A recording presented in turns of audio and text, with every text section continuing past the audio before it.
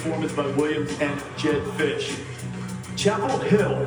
Not as many referring to it as Chapel Bill these days because the goal has been to build North Carolina into the image of the 33rd NFL franchise. But boy, they have an assistant coach suspended for recruiting issues. They canceled the Hulu series, and now they're issuing statements. Bill Belichick, in the wake of a lot of reports about whether things might change with his status this year, I'm fully committed to the UNC football and the program we're building here. And also a very pointed statement from the athletic director in Carolina, Bubba Cunningham.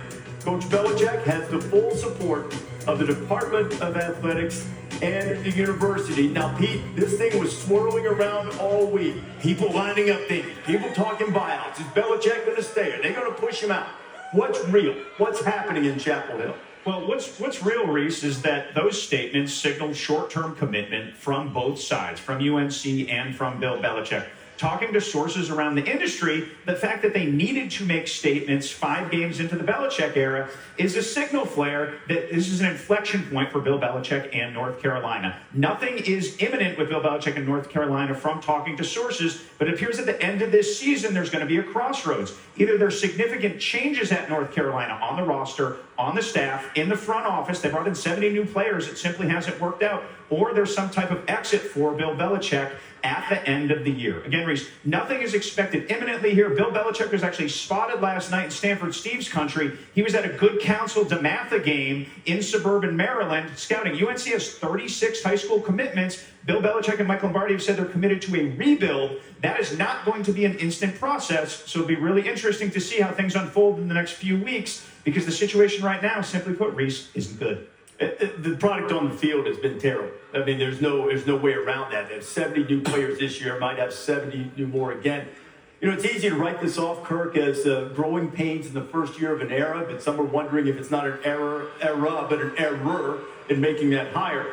I think the one thing I see is that he might have overestimated his own ability to take lesser talent and elevate it to be competitive because it just hasn't been good on the field so far. Well, I think the big thing is in college football that there's noise, right, on the outside. And you're right. What's going on Saturdays is something they're obviously going to have to get better and better. But from everything I've understood in talking with Coach, it's inside the building. The recruits are staying put. They're not going anywhere. You just heard Pete say he was at 2 high school games last night. The vibe and the energy and the buy-in in the building is quite a contrast to the noise and the speculation and some of the narratives on the outside. At the end of the day, Coach, it's really about, just like the NFL, you build through the draft, you sprinkle in through free agency. Problem is that, he brought in all these new players, it's not working out. He needs a few draft classes, recruiting classes, to get this team up and going. But I think the most important thing is to understand that he is completely bought into what's happening with this team and with this program. And him leaving, or the idea of leaving. Answer that. I can't answer that. and he has to be watching right now. That's literally Bill Belichick calling Kirk Herbstreit. He probably has something to say. Yeah, he probably does. But every coach needs to have the opportunity to establish his culture and also to recruit his kind of players. First year at Alabama, we lost to ULM. Remember that? Yeah. Remember that? That was a Thursday. Alabama beat them 73-0 this year. We lost to them. On a Thursday. Most humiliating game loss of my whole career. I don't blame I get in my car to go home, and I got to stop and get gas. I got no gas. I used to wear my LSU National Championship ring. I pay for the gas. Yeah.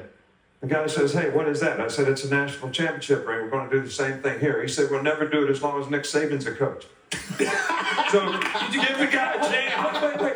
Did you go visit him after your 6th or 7th title? Did you go back and say hello after 5, 6, 7 rings? I hope you did. Look, there was an acclamation for Bill. Yeah. I know how organized he is.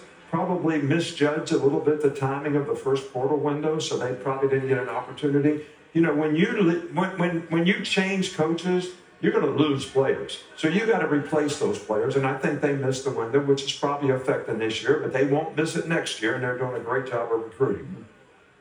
So you made an excellent point. I think he overestimated, but I think we all overestimated what Bill Belichick was going to be here for sure. I don't care how many portal windows he missed and recruiting class that he didn't get, he was able to go get some players that he thought would fit his system and help him create his culture. I like competitive cooking shows, so I kind of compare this to a cooking show where Bill is like the Iron Chef coming in here, right? He's the guy like a Morimoto or a Bobby Flay or a Michael Simon. And then there are other chefs. You think that the Iron Chef can just get basic ingredients and he still can make a pretty palatable dish that people are going to enjoy. The problem is he got his ingredients, but the dish has been unpalatable and edible. Like, you don't even recognize it. And it's not what you expect from a Bill Belichick team. When you look at them on the field, the product is just not what we expected because we made that assumption. Maybe we overestimated just like he did. I potentially utilized my deep history with the show Chopped, which I think you're referring to. Yes, sir. Whenever they just put things in there and you have to make something good. Get the mystery basket. Yeah, we're the Yes, greatest sir. NFL coach of all time is the conversation. You know, there's a bunch of stats with Tom Brady, without Tom Brady. Whenever you're losing, people are going to attack you. And the sports journalists, I think, outside of North Carolina have certainly have their sources in their story that they're trying to tell. But I think what Pete said there, where industry sources are saying that if you're making a statement 5 weeks into something, it's probably not good. It's like, I think they felt obligated to make a statement because everybody was saying they were leaving. Coach Saban knows this. Whenever you're recruiting, and they're trying to get a lot of high school recruits, they've yet to have a high school recruiting class. You talked about Bill in Maryland. I talked to Lombardi the other day. He was driving through Charleston, West Virginia, trying to get an offensive lineman. So that inside the building, it feels like they are fully committed to the ball. Outside, it's very loud. Will their system work through the draft, through recruiting? I mean, that's going to be a 3 or 4 year process. That's my question as we sit here on October 11th of 2025. Knowing the full buy-in of Bill Belichick and Lombardi, will this work? If we thought it all was definitely going to work. I'm asking you guys, do we have confidence it's going to work? The fact that he's all in, to me, tells me it's going to work. I mean, I think his track record suggests that it will. Right. Sure. I mean, Now, how long it takes, but I think we still agree it's going to work. I think it will. I guess what's the definition of it worked? Getting up there, competing we're looking at wins and losses, competing for we're looking at ACC championship, and championship. then we need a window of time. Are we talking 3 seasons? We're talking 5 seasons? What are we talking? But you made this point. North Carolina hasn't won the ACC since 1980. It's not like they've been winning championships. Good point. Good point. That's exactly right. But good coaches coach good players to play well. That's what good coaches do. So you got to give people an opportunity to get the kind of players they want in the program, and then see if they can develop them to play the way they want. And then it's fair to make an evaluation. But, Coach, if you're patient with the wrong people, just like if you give the money to the wrong people, Shit out loud. yeah.